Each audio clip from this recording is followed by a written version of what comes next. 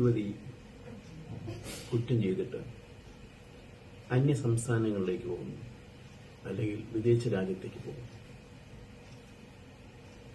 എങ്ങനെ നമുക്ക് ഇവരെ പിടിക്കാനാണ്?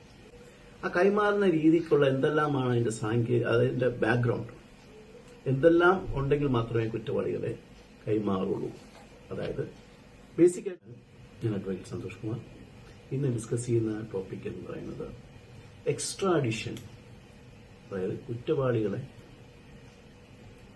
ഇന്ത്യയിൽ കുറ്റം ചെയ്തിട്ട് വിദേശത്തിലേക്ക് കടക്കുന്ന ആൾക്കാരെ എങ്ങനെ കൈമാറ്റം ചെയ്യും, മറ്റു രാജ്യം എങ്ങനെയാണ് ഇന്ത്യക്ക് കൈമാറ്റം ചെയ്യുന്നത്, അതാണ് എക്സ്ട്രാഡിഷൻ. വിജയ് മല്യ നമ്മുടെ ബാങ്കിൽ നിന്ന് കുറേ കാശ് 6,000 കോടിയോ 8,000 കോടി രൂപയോ തട്ടിച്ചിട്ട് UK പോകുന്നു. ഇവിടെ നമ്മൾ കേസ് നടത്തുന്നു, ഇന്ത്യയെ കൈമാറാനായിട്ട് പറയുന്നു. UK ഗവൺമെന്റ് കൈമാറുന്നില്ല. എന്താണിത്? എക്സ്ട്രാഡിഷൻ അല്ലെങ്കിൽ കുറ്റവാളികളെ ഇന്ത്യക്ക് കൈമാറണമെങ്കിൽ അതിന് എക്സ്ട്രാഡിഷൻ ട്രീറ്റിയിൽ ഇന്ത്യയും അതാത് രാജ്യങ്ങളും തമ്മിൽ സൈൻ ചെയ്തിരിക്കണം, ഒപ്പുവയ്ക്കണം. എന്നാൽ മാത്രമേ ആ കുറ്റവാളികളെ ഇന്ത്യക്ക് കൈമാറാൻ സാധിക്കൂ.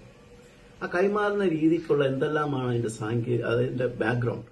അതായത് ബേസിക്കായിട്ട് പറഞ്ഞു കഴിഞ്ഞാൽ ഇന്ത്യയിൽ കുറ്റം ചെയ്തിട്ട് വിദേശത്തേക്ക് കിടക്കുന്ന കുറ്റവാളി ആ രാജ്യത്ത് ഒരു കുറ്റവും ചെയ്തിട്ടില്ല, അതൊരു കാരണമാണ്. അതുകൊണ്ട് ഇന്ത്യയെ കൈമാറണമെന്ന് നിയമമില്ല. ഗ്രൗണ്ട്, അതായത് പൊളിറ്റിക്കലായിട്ട് ഒരു ഇഷ്യൂ പ്രകാരം ഇവിടെ നിന്നൊരു കുറ്റവാളി വിദേശത്തേക്ക് കടന്നു കഴിഞ്ഞാൽ പൊളിറ്റിക്കലി ആണ് എങ്കിൽ, രാഷ്ട്രീയമായിട്ടുള്ള കാര്യമാണെങ്കിൽ കൈമാറേണ്ട ആവശ്യകതയില്ല. തൂക്ക് കയറ് അബോളിഷ് ചെയ്ത ഒരുപാട് രാജ്യങ്ങളുണ്ട്. യൂറോപ്യൻ കൺട്രീസ് എല്ലാം തൂക്ക് കയറിന് എതിരായിട്ടുള്ള രാജ്യങ്ങളാണ്. അത്തരം രാജ്യങ്ങളിൽ ഇന്ത്യയിൽ നിന്നുള്ള കുറ്റവാളി തൂക്ക് കയറിന് വിധേയമായി അല്ലെങ്കിൽ ക്യാപിറ്റൽ പണിഷ്മെന്റുമായിട്ടാണ് വിദേശത്തേക്ക് പോകുന്നതെങ്കിൽ ആ കുറ്റവാളിയെ ഇന്ത്യയെ കൈമാറണമെന്ന് നിർബന്ധമില്ല.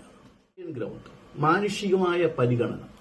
അതായത് നിങ്ങൾക്കറിയാലോ, UK പോലുള്ള രാജ്യങ്ങൾ ഒരുപാട് മാനുഷിക മൂല്യങ്ങളെയും ഹ്യൂമൻ റൈറ്റ്സിനെയും ഒക്കെ വളരെ ഇമ്പോർട്ടൻസ് കൊടുക്കുന്ന രാജ്യങ്ങളാണ്.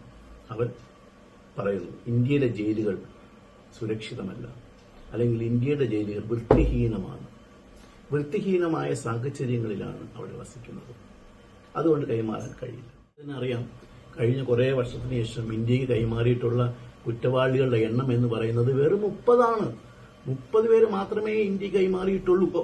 പല രാജ്യങ്ങളും ഇന്ത്യയുമായിട്ട് ഒപ്പുവെച്ചിട്ടുമില്ല. എക്സാമ്പിൾ ചൈന, ഇറാൻ ഇന്ത്യയുമായിട്ട് എക്സ്ട്രഡിഷൻ ട്രീറ്റിയിൽ ഒപ്പുവെച്ചിട്ടില്ല, തായ്ലൻഡ് ഒപ്പുവെച്ചിട്ടില്ല. ഇത്തരം രാജ്യങ്ങൾ ഒപ്പുവെച്ചിട്ടില്ലെങ്കിൽ അത് അവരുടെ ഡിസ്ക്രിഷണറി പവർ. വിജയ് മല്യ നമുക്ക് കൈമാറിയിട്ടില്ല, ഇന്ത്യ കൈമാറിയിട്ടില്ല. ഇങ്ങനെയാണ് ഒരു കുറ്റവാളി ഇന്ത്യയിൽ കുറ്റം ചെയ്തിട്ട് വിദേശത്തേക്ക് കടന്നു കഴിഞ്ഞാൽ അവരെ തിരിച്ച് ഇന്ത്യയിൽ എത്തിക്കാനുള്ള കടമ്പകളാണ്. നമസ്കാരം. അടുത്ത ടോപ്പിക്കുമായിട്ട് വീണ്ടും കാണാം.